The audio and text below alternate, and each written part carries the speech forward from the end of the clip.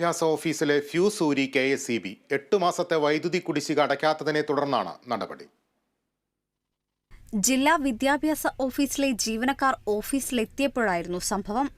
ജില്ലാ വിദ്യാഭ്യാസ ഓഫീസും ഉപജില്ലാ ഓഫീസും പ്രവർത്തിക്കുന്നത് ഒറ്റ കെട്ടിടത്തിലാണ്. ഈ ഓഫീസുകളിലെ വൈദ്യുതി ബിൽ 8 മാസത്തെ കുടിശ്ശിക വരുത്തിയെന്ന കാരണം കാണിച്ചാണ് ഫ്യൂസ് ഊരിയത്.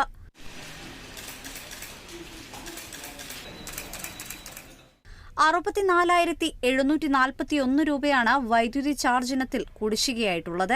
ഈ തുക ജില്ലാ ഓഫീസിന് അലോട്ട്മെന്റായിട്ടാണ് ലഭിക്കേണ്ടത്. തുക ലഭിക്കാഞ്ഞതിനാലാണ് ബില്ലടയ്ക്കാൻ കഴിയാത്തതെന്നും ജീവനക്കാർ പറഞ്ഞു. വെള്ളവും വെളിച്ചവുമില്ലാതെ ഈ കനത്ത ചൂടിൽ ജീവനക്കാർ ഉരുകി. അതിലേറെയും വനിതകൾ. 2 ഓഫീസിന്റെ ഒറ്റ അക്കൗണ്ടിലാണ് ഇലക്ട്രിസിറ്റി ചാർജ് ഒക്കെ വരുന്നത്. ഒറ്റ ഫ്യൂസിലാണ്. അപ്പം ഒരു 64,271 രൂപ നമ്മൾ കുടിശ്ശിക ഇനത്തിൽ അടയ്ക്കാനും അത് നമുക്ക് അലോട്ട്മെന്റ് വരുന്നില്ല. അതുകൊണ്ടാണ് അടയ്ക്കാൻ കഴിയാഞ്ഞത്. അപ്പോൾ ഇന്ന് ഈ സമയത്ത് വന്നത് ഫ്യൂസ് ഊരിക്കൊണ്ടുപോയ ഒരു നടപടി ബോർഡുകാരുടെ ഭാഗത്തുനിന്ന് ശരിയായില്ല. ജില്ലയിലെ 108 സ്കൂളുകളുടെ പ്രവർത്തന മേൽനോട്ടമാണ് വൈദ്യുതി വിച്ഛേദിച്ചതിലൂടെ അവതാളത്തിലായത്. Kerala vision news, Pathanamthitta.